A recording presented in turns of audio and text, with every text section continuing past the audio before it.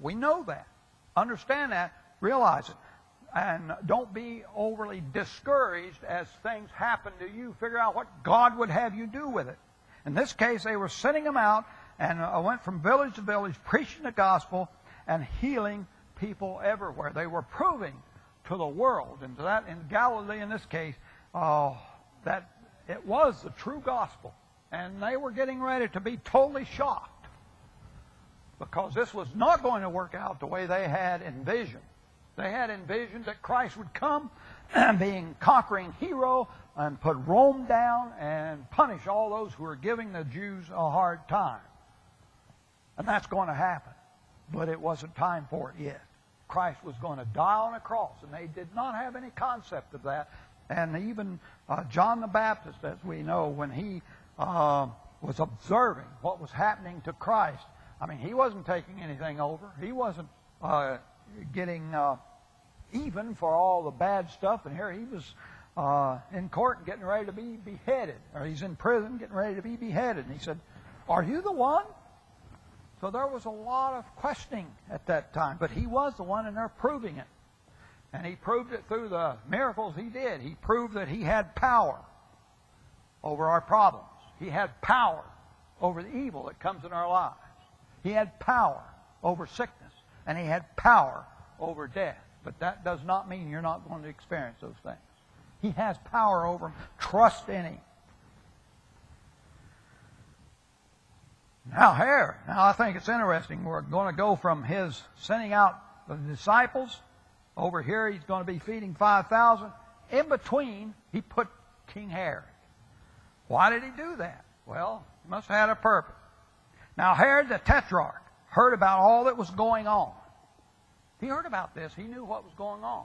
And, of course, a ruler of the time would have had plenty of people to tell him what was going on and tell him what happened, where this and that went on. And he was perplexed because some were saying that John had been raised from the dead. And as you know, he just probably fairly recently from when this happened had beheaded John. Others that Elijah had appeared, and still others that one of the prophets of long ago had come back to life. But Herod said, "I beheaded John." Now, he didn't think anybody would come back because he knew what he had done to John, so this is not going to be John in his mind. Who then is this? I hear such things about. Very curious, wanting to know. But folks, he was not wanting to follow Christ. And when I ask you to decide or to consider who this then is this, you need to do that in your life.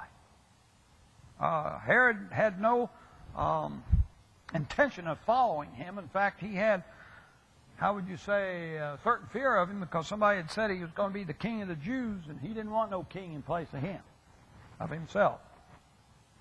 And later on, he gets to meet Christ. He wanted to meet him here. He tried, and it says here, and he tried to see him. It boggles my mind that a monarch of the day wanted to do something and couldn't. Now, there had to have been something with God in that, too. Because all he had to do is say, "I want to see that man," and he could have sent us 100 soldiers to get him. Now, of course, we know from the way it worked with Elijah, that didn't always work, but he could have done what he wanted to, and he just tried and could not see him. But he will see him. Now, we're going to talk about that considerably later. But when he sees him, he makes fun of him and mocks him. What do you do with Christ when you see him? And everybody in here has seen him in some degree or another. Are you intent on following him?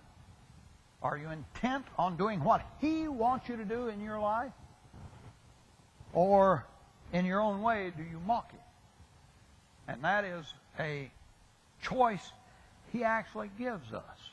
He gives us the choice of either mocking him or deciding. Let me take you to the 23rd verse, and we're going to talk about more about this next week. In the 23rd verse of the 9th chapter, "If anyone would come after me, he must deny himself and take up his cross daily and follow me. Now, what part of that don't we get? What part of that don't we get? I think most of it. Because we tend to enjoy our comfort, we enjoy our life as we're going through it, and simply choose to ignore a lot of what God would have us to do. But he says very clearly, if anyone would come after me, he must deny himself. It's not all about you. We hear that all the time. But it's not all about you. And take up his cross. I find that extremely interesting. I'll probably repeat this next week. But when I started first reading the Scripture, I had accepted Christ. Well, actually, I started reading it before then, but I accepted Christ. And I understood taking up the cross because I knew that Christ had taken up the cross, if you will, had died on the cross, and when came back to life 3 days later, and it was for me.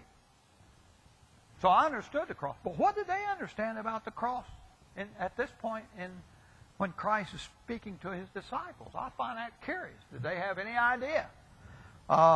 Is he just using that so that they can later realize that he knew he was heading for the cross? Now, they had all kinds of... Christ wasn't the only one killed on a cross.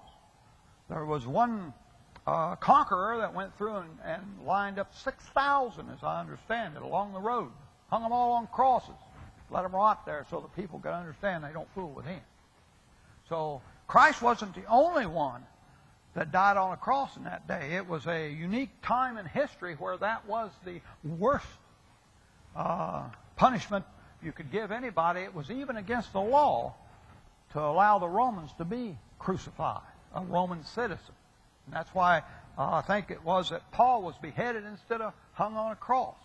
They say Peter was hung upside down on a cross. I don't know about that. There's a lot of rumors around, a lot of tradition, but that was the worst thing could possibly happen to you.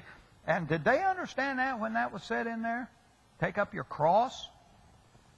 Are you willing to take up your cross? I'm not even sure I am. Would I take up my cross? Now, if I was absolutely convinced of who I was following, and that's what he wanted me to do, perhaps. But what has he told us here? He's able to calm the storm. Whatever storm is in our life, he's able to eradicate, if you will, all the evil that comes into our life. He's able to handle our sickness, and he's able to handle death. Now, he's not going to choose to do that with you and me, because I'm not prominent enough, if you will. If he does something like that, it's usually a thing that everybody notices so they can prove himself. He's not here to glorify me, not here to glorify you. He glorifies himself, and we need to do that too. So Herod says, who is this guy? Who then is this guy? And we say, who then is this guy?